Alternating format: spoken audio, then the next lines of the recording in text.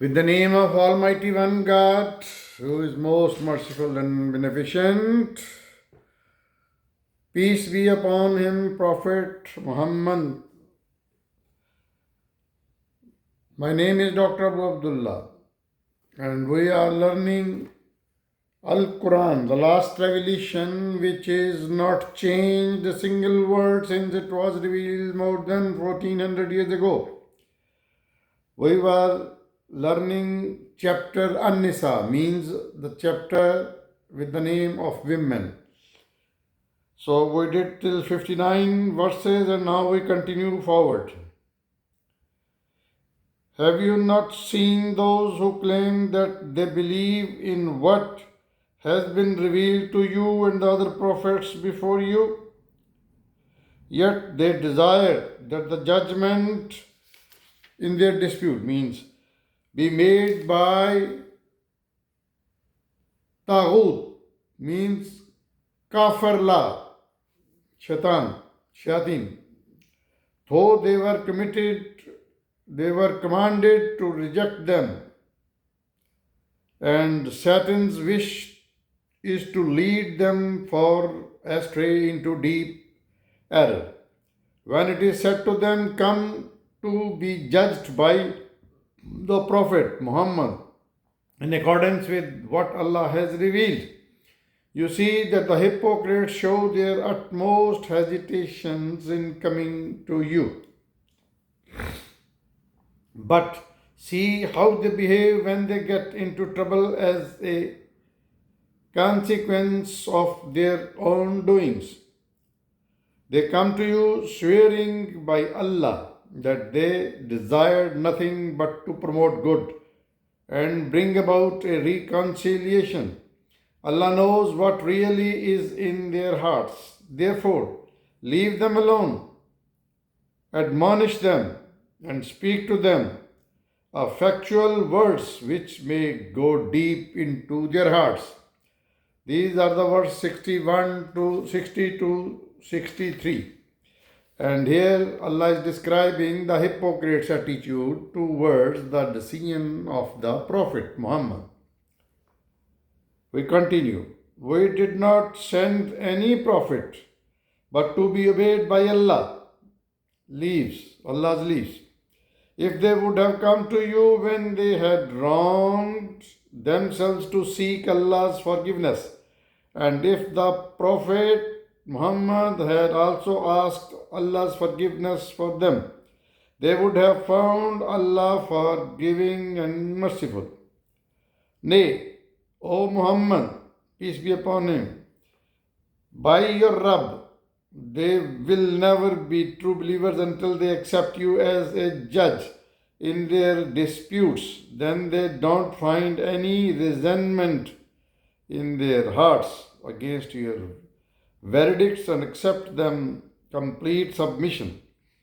If we had commanded them to sacrifice their lives or to leave their homes, the very few of them would have done it. Yet if they would have done what they were commanded to do, it would have been better for them.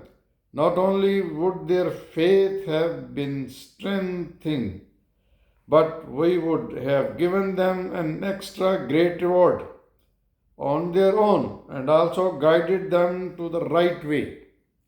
These are the verses 64 to 68.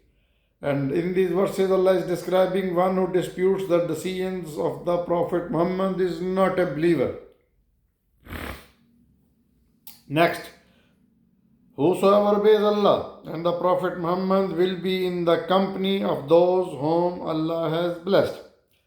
The prophets, the sincere and steadfast affirmers of truth, the martyrs and the righteous. What excellent company they will be. This is the real grace from Allah, and sufficient is the Allah's infinite knowledge.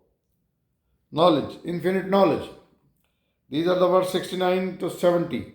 Here Allah is describing believers will be in excellent company in the hereafter. We continue. O believers, prepare yourself for encounter then advance in detachments or all together to the together as the Achaean may require. There will be someone among you who will surely lag behind, so that if they face any calamity, he will say, Allah has been gracious to me, but I didn't accompany them. But if you are blessed with grace from Allah, he will say, as if there was no friendship between you and him. I wish I had been with them. I could have attained a mighty good fortune. Let it be known that only those people should fight in the cause of Allah who are willing to exchange the life of the world in the hereafter, life of this world for the hereafter. And whoever fights for the cause of Allah, whether he dies or is victorious, will soon be granted a mighty reward. These are the verse 71 to 74. And here Allah is describing that be prepared for armed conflict means jihad. And what reason do you have not to fight in the cause of Allah, to rescue the helpless, oppressed men, women, and children who are crying, Our Rabb, deliver us from this town whose peoples are oppressors. Raise for us protector from you and send for us a helper from you. Those who are believers fight in the way of Allah, and those who are unbelievers fight in the way of Taghut, means Satan. So fight against the helpers of Satan. Surely Satan's crafty schemes are very weak. These are the verses 75 to 76. And here is described, make jihad to help the oppressed. We continue. Have you not seen those who were told to restrain their hands from fighting, established prayer and pay zakah, which is obligatory charity? Now when at length they are commanded to fight, lo, a group of them fear people as they should have feared Allah, or even more than that, and say, Our Rabb, why have you ordered us to fight? Could you delay the implementations for a while? Tell them, the enjoyment of this worldly world life is short. Enjoyment of this worldly life is short. Life of the hereafter is much better than those who fear Allah. And rest assured that you will not be wronged equal to the fiber of a date stone. As for death, no matter where you may be, death is going to come you even if you are in the fortified towers, in the forts. When such people are blessed with some benefit, they say, this is from Allah. But if they suffer a loss, they say, this is because of you. O Muhammad, tell them, everything is from Allah. What is the matter with these people that they don't understand a word?